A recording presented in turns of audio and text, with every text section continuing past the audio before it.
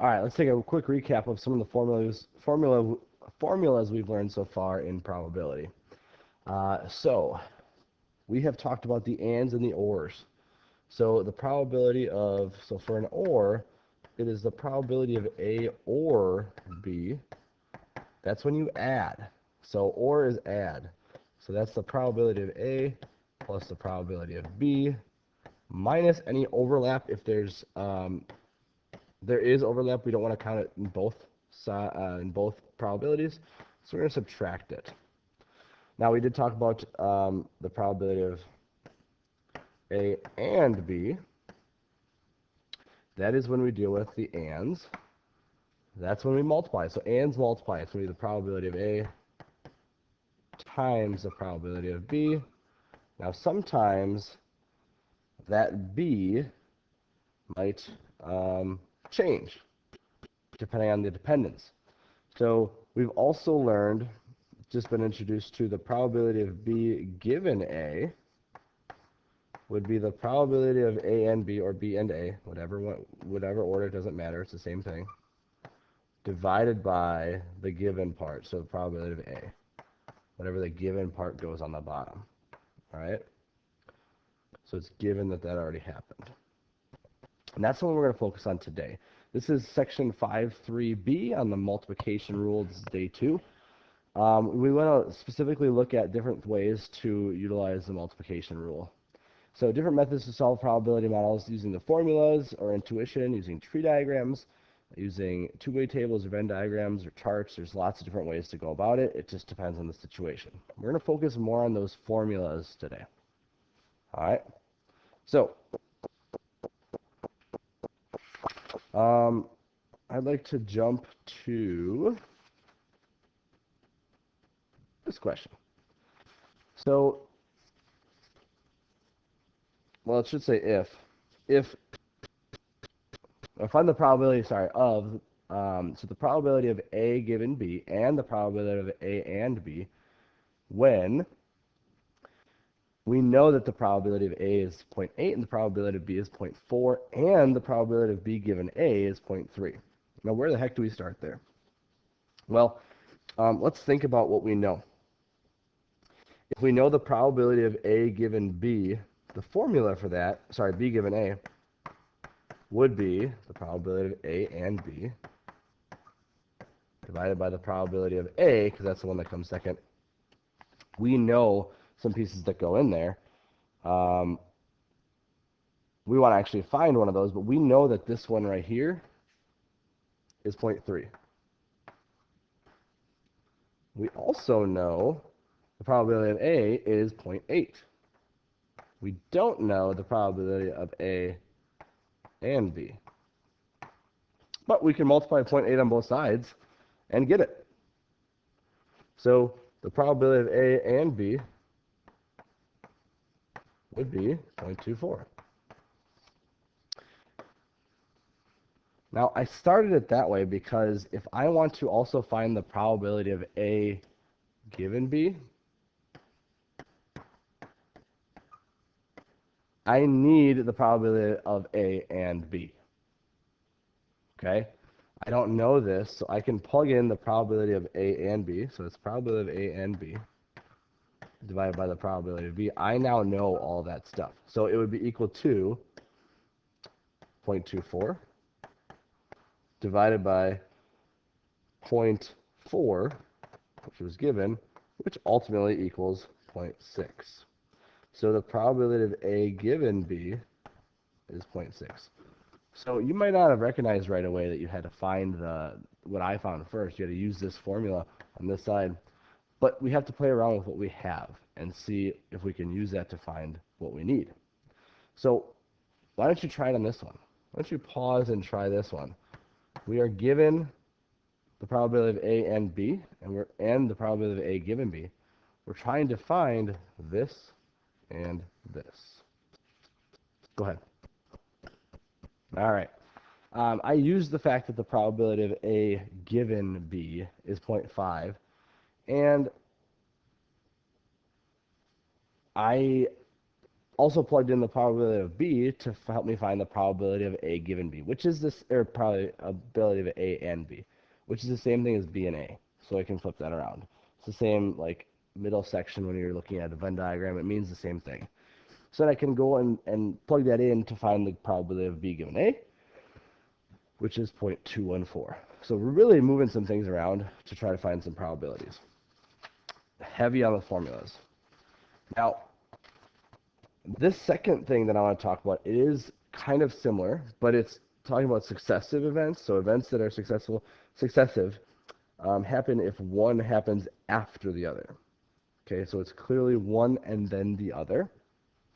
And a lot of times these are actually best with things called a tree diagram. Not always, but a lot of times. So let's just look at these two examples here.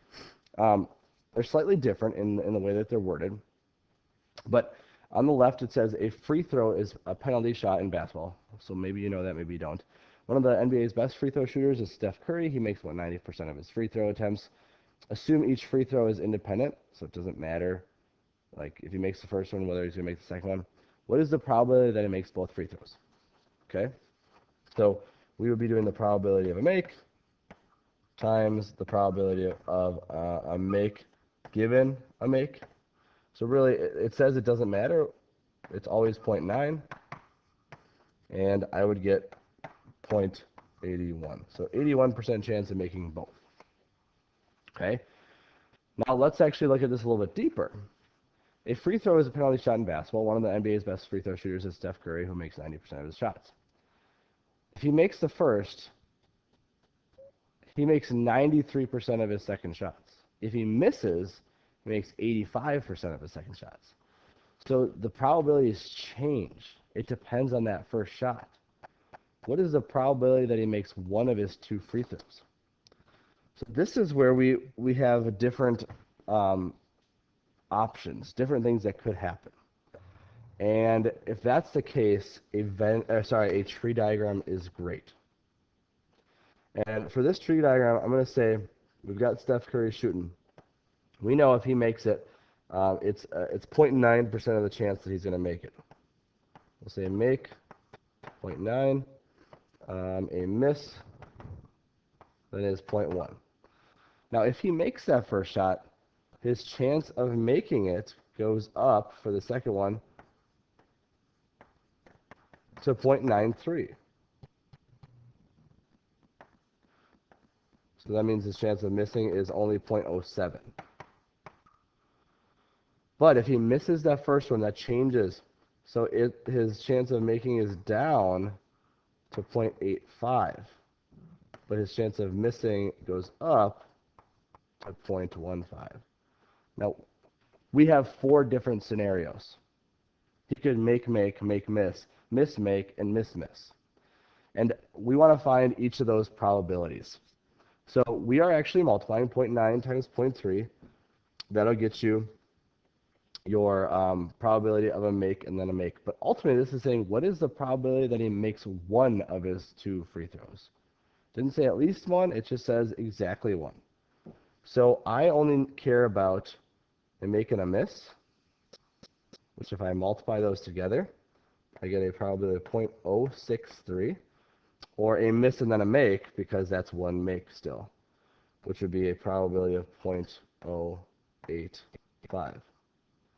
If I add those two together, I get my total probability.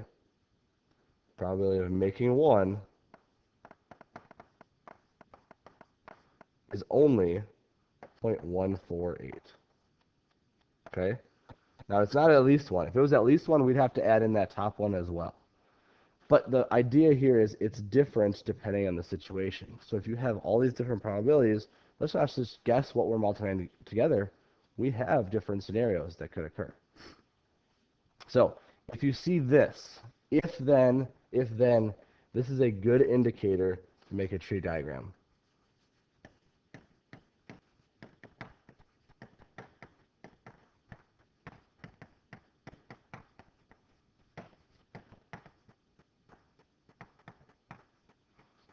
All right, so I'm going to have you, I want you to pause this one, try this one now that we looked at one, and make yourself a tree diagram for this question. All right, so I have my tree diagram here. They have a 65% chance of winning and a 35% chance of losing. That's given. Then look at what else is given. If they win, then they go to Culver's 80% of the time, and they don't 20% of the time. If they lose, they only go 30% of the time, which means they don't 70% of the time. So my tree diagram shows that. We want to know the chance that they're going to go to Culver's after any given game. So I only care about the ones where they go to Culver's, which when I multiply together, I got 0.52 and 0.105, and that adds up to 0.625. And a little context there tells me that there's a 62.5% chance of going to Culver's. All right. Now, if I reverse this role a little bit, this says find the probability of finding a winning Hamilton High School team if they are at Culver's. So this is kind of the reverse. They're at Culver's. What's the chance that they actually won? Now, this is not necessarily a tree diagram. This is a given probability, like a conditional probability. What is the chance that they won given that they're at Culver's? Okay, so remember, our formula is the probability of winning given that they're at Culver's is the chance of them winning and being at Culver's divided by the probability that they're actually at Culver's. Which in this case, we knew the probability of them winning and going to Culver's was up there at that 0.52. And the probability of just being at Culver's, we already found, was 0.625. So it's 0.52 out of that 0.625 that we found, which gives us an 832, an 83.2% chance of finding a winning bowling team at Culver's. All right. So that's how we can kind of combine a little bit of this and a little bit of that. All right. Now, I said there's lots of different ways you can look at probabilities, and we've done some of these already. Another common one is a two-way table, where we have, in this case, use the following chart to determine the questions below. So we have male and female sophomores, juniors, and seniors, and there's a certain number of each. If you don't already do this, I would get the totals. Always get your totals. So our total number of sophomores is only 6. We've got 45. I wrote that wrong. 45 juniors. We've got 31 seniors. And if you look at the breakdown between male and female, we've got 35 males and 47 females. That gives us a total of 82 students in this thing. So if one of the 82 students is drawn at random, find the probability of selecting a female given that the person was a junior. Okay? We're not just looking at one number. We're not just looking at the females and juniors. This is females given that they were juniors. So I know female juniors is 22 out of the total. That's not what we're looking at here.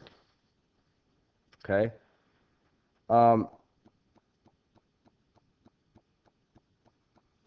We are looking at a given probability. If you see that word, you should think, use the given formula. So the probability of finding a female, given that they're a junior already, is the probability of having a female who is a junior, so both of them, divided by the probability of being a junior. Now, instead of doing probabilities because they're all out of 82, you could theoretically do, we've got 22 out of 82 divided by the juniors, which is 45 out of 82. But when you divide fractions with the same denominator, you keep change flip, and you actually end up dividing, canceling out these denominators anyway. So it'd be the same thing as doing 22 out of 45, which gives us 0.488, I believe is what I have. All right, so it's not just 22 out of the total. It is 22 out of the total, in this case, of juniors. Okay, so likewise, if one of the 82 students is randomly selected, find the probability of getting a senior given that person is a female. Okay, so again, senior given female. That's the probability of senior and female divided by the probability of them already being a female. Okay, so if you don't want to do strict probabilities, because we're going to be canceling out those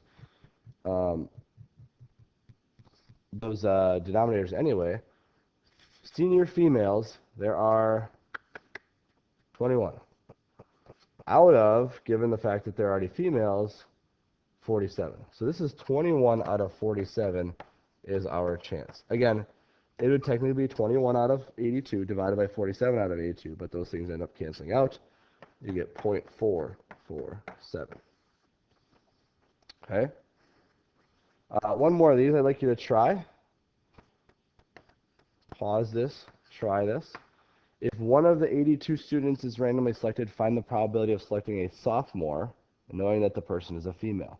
So sophomore, given that they're a female. Here's the chart if you need it. All right, as you can see, it's not very likely. You know, given that they're a female, what's the chance that they're a sophomore? There's not a lot of sophomores. There's not a lot of sophomore females either. So not real high chances. So I've got 0.0851, I think, right there. All right, last question with this situation. If one of the 82 students is randomly selected, find the probability that the person is a female or a sophomore. Or. It's not a given probability, it's an or. So remember our or. Or means and. Probability of a female or a sophomore would be the probability of females plus probability of sophomores. Either one would be good, but we want to subtract the overlap. We don't want to count those twice. So that's the probability of female and sophomore. All right. Our chances of being a female overall out of the 82 is 47. So we have 47 out of 82. Probability of being a sophomore, that was only 6. 6 out of the 82. Subtract the overlap, which was our 4, and we would get 49 out of 82, which gets you a decimal point 598. Okay? Sophomore or female, almost 60% of the time. And that's how we can do stuff, whether it's given or not, with a two-way table. Okay? Now, last scenario I want to look at is, okay, let's say we are given a two-way table, or maybe we're given some information and we want to make both a two-way table or a Venn diagram. So let's say 80% of students at Hamilton High School have an Instagram account. 60% have a Twitter account. 45% have both. Fill in the table. So I've got my two-way table. We know 45% have both, which means total has to be 100%, right? So we know 80% have Instagram. That means 20% don't. 60% have Twitter, and that means 40% don't. And using some math, we can fill in some blanks here. This is a 35. Then this is a 5. And this is a 15. Okay, I'm filling in based on the information I have. But I can also make myself a Venn diagram with that same information. We've actually worked on this a little bit. So if I've got, we'll say Twitter, or X now is what it's called, Instagram, we know that 45% have both.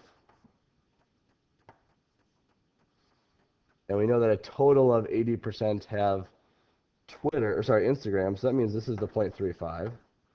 A total of 60% have Twitter, that means this is the 0.15. And everything else are those people who have neither. It's only 5% of them, but 5% have neither. And that fills up the whole thing. That adds up to 100%. So we can find probabilities now based off of that. Like, what's the probability that a student uses Instagram or uses Twitter, or uses Instagram given they don't use Twitter, or using Twitter given that they have Instagram. So it's more of these given probabilities, but we're looking at different models that might show them. And these all relate to the multiplication rule. A lot of it is with that given rule. All right. So that is section 5.3 part B, multiplication rule day 2. We'll see you next time.